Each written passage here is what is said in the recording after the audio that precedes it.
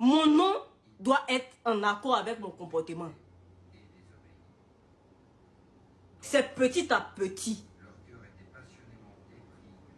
Et les gens qui parlent de l'islam avec dictature, là, tu vas dire qu'ils ne font même pas de péché.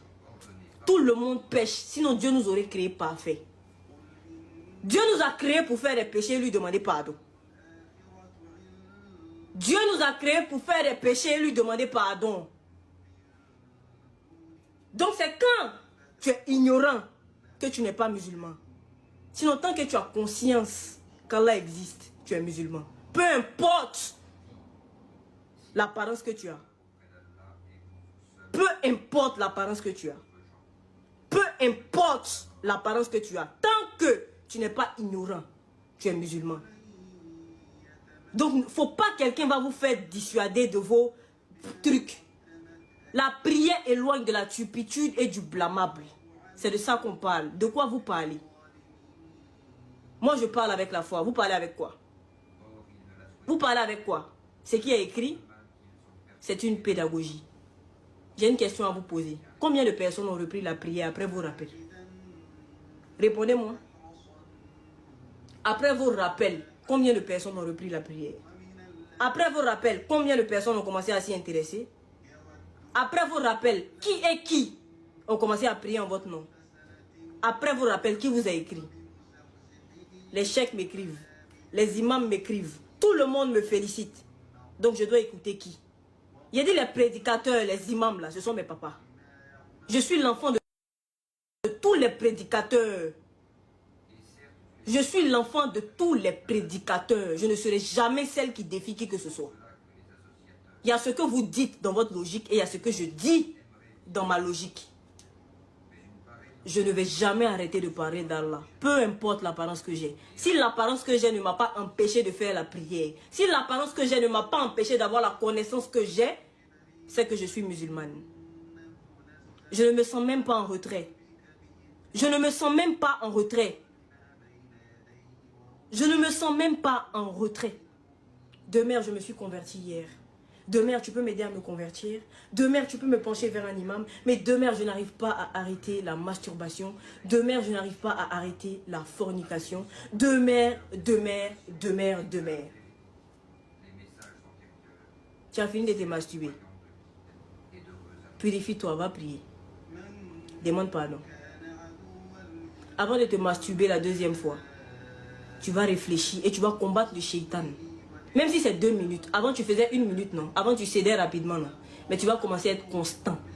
Tu vas t'asseoir. Tu vas hésiter avant de faire. Tu vas réfléchir d'abord. Parce que tu as prié.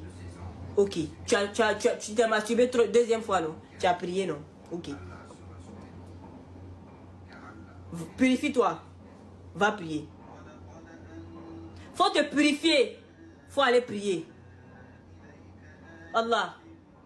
Moi, j'ai commis le même péché encore, hein, mais pardonne-moi. Je me suis laissé manipuler par le shaitan, pardonne-moi.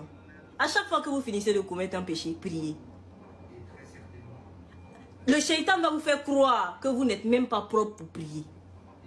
Le shaitan va vous faire croire que vous ne pouvez pas prier parce que vous êtes hypocrite.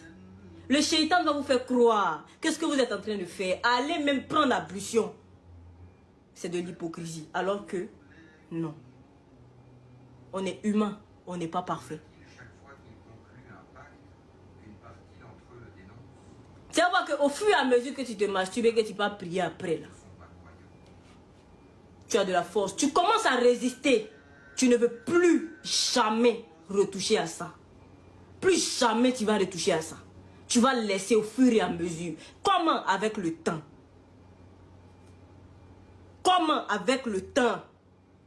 Il y a beaucoup de personnes qui sont addictes à la masturbation et à la pornographie.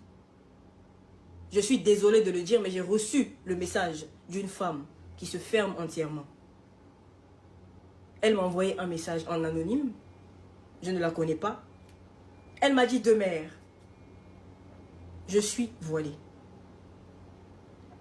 Mais je suis addict à la pornographie. Excusez-moi.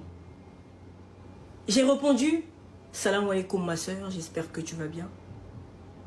Si tu es addict à la pornographie, c'est que tu es addict à la masturbation.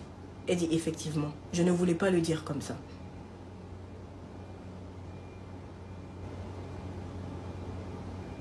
Allah éprouve qui il veut. Allah teste la foi de qui il veut. Mais Allah ne donne à aucune âme une charge au-dessus de ses capacités.